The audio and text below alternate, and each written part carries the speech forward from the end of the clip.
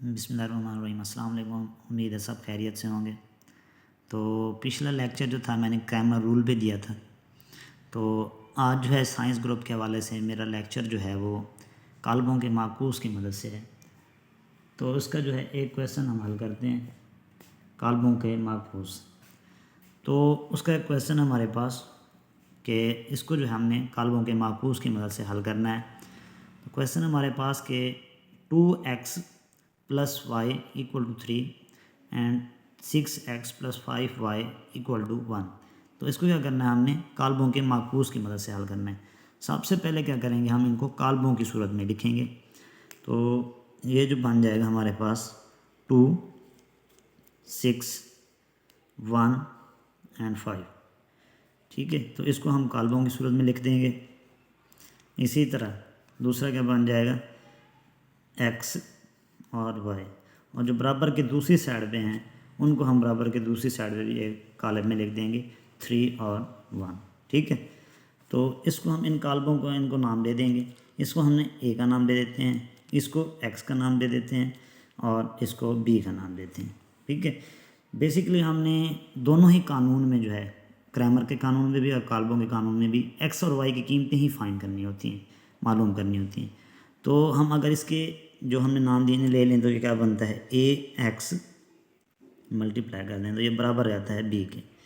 और हमने x में मालूम करना है ना, क्योंकि x y जो है x में ही है, तो हमने वो मालूम करना है। तो x को इधर आने दें, ये जो इधर जाके मल्टीप्लाई उधर जाके डिवाइड हो जाएगा, ये बन जाएगा x बराबर है b ओवर a के।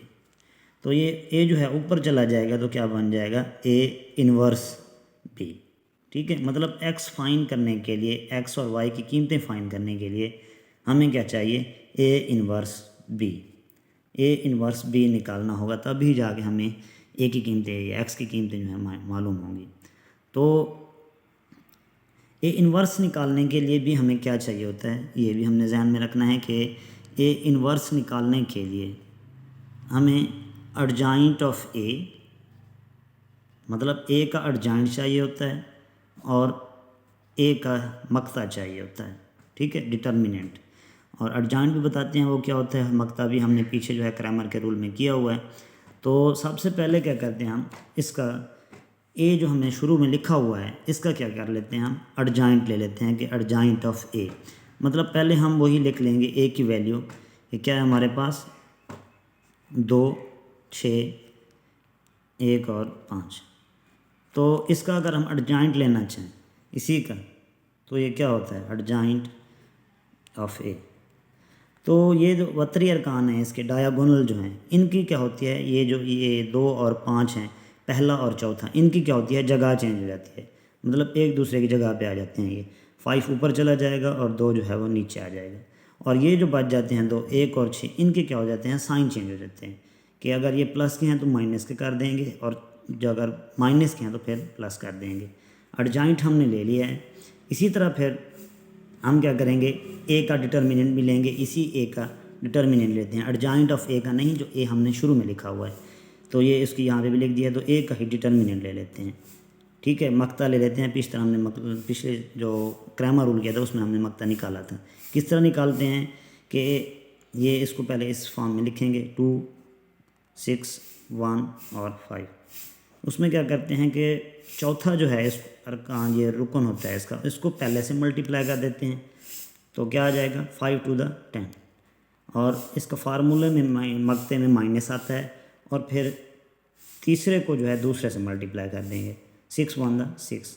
अब क्या करेंगे, इसको माइनस कर लेंगे तो 10 माइनस 6 क्या आ गया, 4। ठीक है, तो ये आ गया इसका डिटर्मिनेंट, मक्ता आ गया इसका। अब इसको हल करते हैं तो वही फार्मूला जो हमने बनाया था पीछे कि x बराबर है a इन्वर्स ऑफ b, और a इन्वर्स क्या होता है, अर्जाइंट ऑफ a ओवर a का मक्ता। तो ये उसी फार्मूले में पुट कर देते हैं कि x बराबर है a इन्वर्स ऑफ b, और a इन्वर्स के लिए अर्जाइंट ऑफ a लिखेंगे, तो वो हमने निकाला हुआ है 5 माइनस 1, 6 और 2 बटे a का मक्ता है वो हमने निकाला है 4, और ये जो है b के साथ फार्मूले में है a इन्वर्स b, तो b की वैल्यू जो हमारे पास शुरू में दी गई है 3 एंड 4। ठीक है, 3 एंड 1,